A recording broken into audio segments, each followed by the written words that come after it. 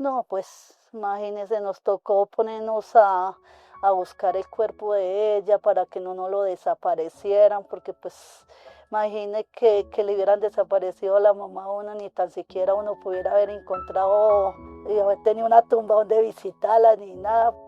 Esto es Voces sin filtro. Somos Laura Fonseca y Vanessa Sandoval y hablaremos sobre las ejecuciones extrajudiciales y desapariciones forzadas bajo la modalidad de combates simulados. En Colombia hay heridas que aún no cierran. Entre los años 2002 y 2008, Colombia vivió uno de los episodios más repudiables y atroces de su historia.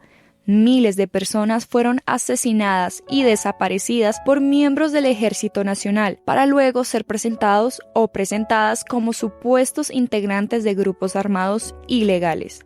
La práctica existía desde los años 80, sin embargo, fue en el periodo comprendido entre el 2002 al 2008 cuando se agudizó. Durante estos años, 6.402 personas fueron asesinadas bajo esta modalidad. El 5% fueron mujeres. Estos hechos ocurrieron durante el gobierno de Álvaro Uribe, que propendió por la recuperación de territorio, la debilitación de la guerrilla y el control estatal. Las víctimas de los falsos positivos eran campesinos, jornaleros, jóvenes desempleados, habitantes de calle, indígenas, afrodescendientes y líderes sociales. Hubo entre ellos personas con discapacidad e incluso uniformados que se negaron a participar. La pobreza y la vulnerabilidad fueron su condena. Estos crímenes sucedieron en 31 de los 32 departamentos del país. San Andrés y Providencia fue el único donde no hubo ningún falso positivo.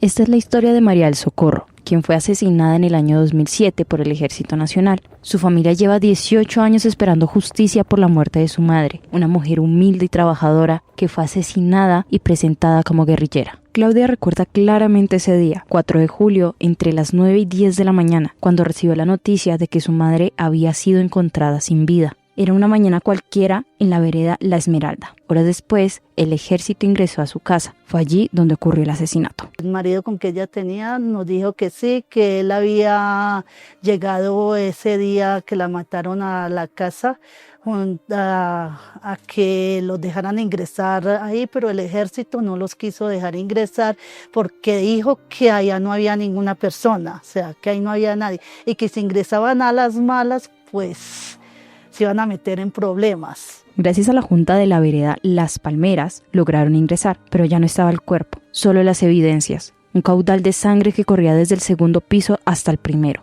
La señora María intentó esconderse bajo el fogón de leña para resguardarse, pero recibió varias heridas de bala. No, pues imagínese, nos tocó ponernos a buscar el cuerpo de ella para que no nos lo desaparecieran, porque pues imagine que le hubieran desaparecido a la mamá a uno, ni tan siquiera uno pudiera haber encontrado y haber tenido una tumba donde visitarla, ni nada, pero gracias a Dios y a la ayuda de muchas personas pudimos recuperar el cuerpo de ella y darle pues santa sepultura. Según la Comisión de la Verdad, en el departamento donde ocurrieron estos hechos, otras 347 personas también murieron víctimas de ejecuciones extrajudiciales.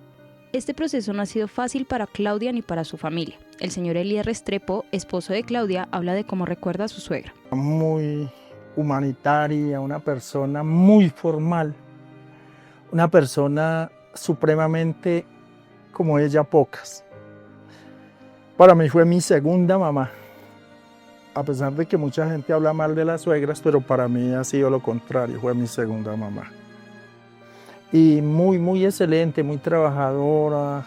Ella llegaba, por ejemplo, en ese tiempo vivíamos en una finca, teníamos una finquita, y ella llegaba a alguien que yo nunca recuerdo.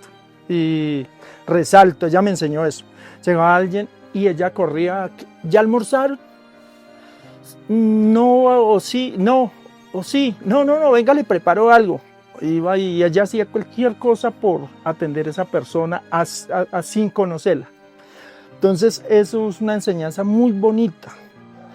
La formalidad, la sinceridad de ella, De acuerdo con la misma organización, la identificación de patrones en los hechos ocurridos en las fases de planeación, ejecución y ocultamiento, reconocidos a nivel nacional y bajo la responsabilidad material de todas las divisiones del ejército, dan cuenta de unos actos sistemáticos y generalizados que constituyen crímenes de guerra y lesa humanidad. Don Elías recordó con dolor aquel día en que le confirmaron la muerte de su suegra, como por un instante el tiempo pareció detenerse mientras intentaba asimilar la noticia. En ese simulado combate, porque ellos simularon un combate para poder matar a los civiles, que eso está en la JEP y se encuentra en muchos testimonios de exmilitares que participaron en todas las masacres.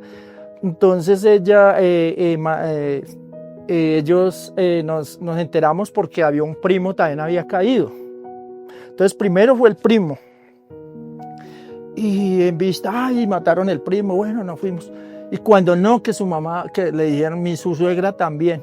Eso fue como un baldado de agua. De ahí para acá, la verdad, ha sido los tiempos más peores de nosotros. O sea, ha sido difícil.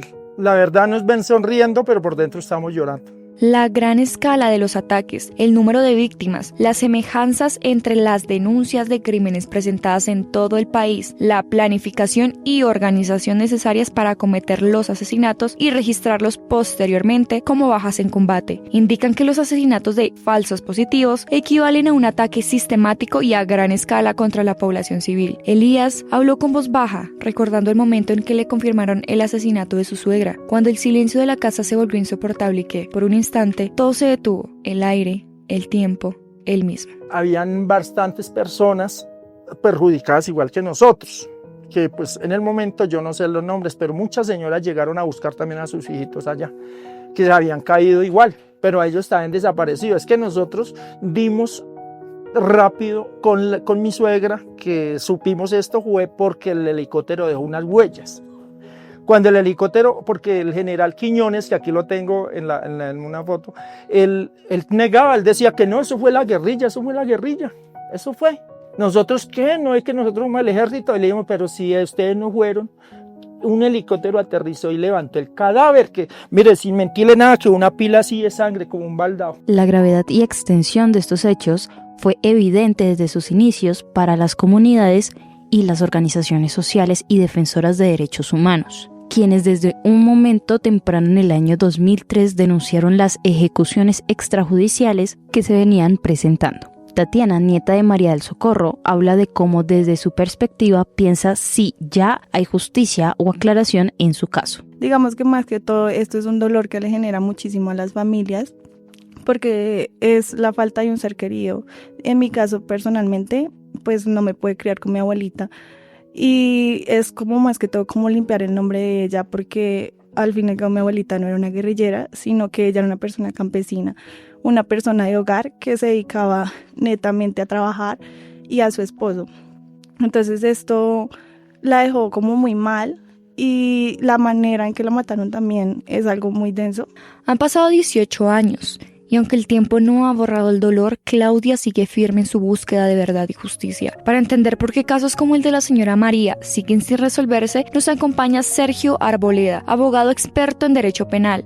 Sergio, ¿qué papel ha jugado la Jurisdicción Especial para la Paz en el esclarecimiento de los falsos positivos? Esto entonces ha sido un avance, una consolidación, no ha sido solamente la Jurisdicción Especial para la Paz, sino también de la justicia ordinaria y sobre todo de las víctimas de ejecuciones extrajudiciales y de organizaciones de derechos humanos. Solo alrededor del 10% de los casos en el sistema penal en Colombia se resuelven mediante mecanismos de terminación anticipada, como acuerdos o confesiones. En ese orden de ideas, ¿por qué es tan difícil que estos casos lleguen a una sentencia condenatoria? En primer lugar, porque a pesar de que estamos en un escenario transicional, donde debe primar lo restaurativo, lo cierto es que los comparecientes militares o agentes estatales relacionados con casos de ejecuciones extrajudiciales han tenido un discurso negacionista o justificatorio de sus conductas criminales.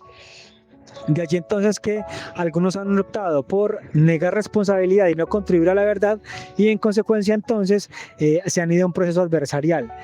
Además, algunos de los máximos responsables seleccionados por la Jurisdicción Especial para la Paz han entonces reconocido lo mínimo, y la jurisdicción no ha exigido lo que debería exigir de manera rigurosa para que se establezcan estas responsabilidades. Han pasado 18 años desde aquella mañana en que la vida de esta familia cambió para siempre.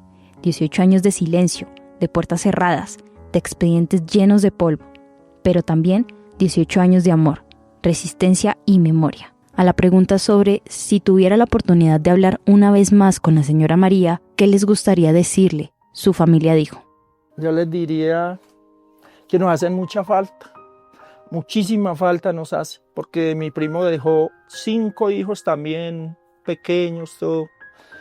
Mi suegra pues dejó toda esta familia, y lo más indignante y lo más que a uno lo hace sentir miserable es que ellos digan sí, que no, que ella era guerrillera viendo que era una señora pues que no lo era, y que pues sí, muy indignante esto. Pues yo le diría que me hace mucha falta.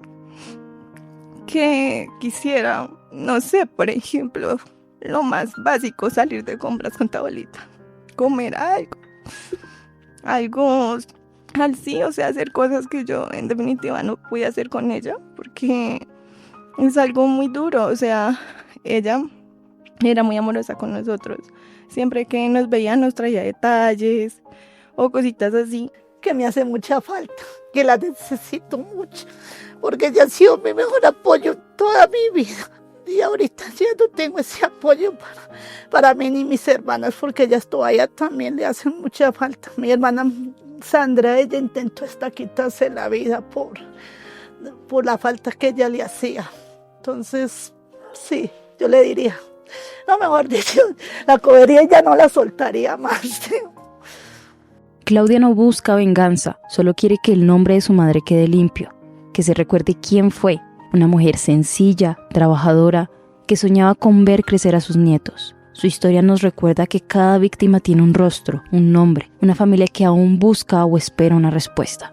Recordar no es quedarse en el pasado, es impedir que no se repita, es decirle al país que la verdad importa aunque duela, que la justicia no puede seguir esperando 18 años más. Agradecemos a la señora Claudia Janet Rodas Ortega, al señor Elías Restrepo y al abogado Sergio Arboleda, experto en derecho, por su testimonio y su tiempo. Gracias también a ustedes, nuestros oyentes, por acompañarnos en este espacio de Voces sin Filtro. Hasta un próximo encuentro, con más historias que merecen ser escuchadas.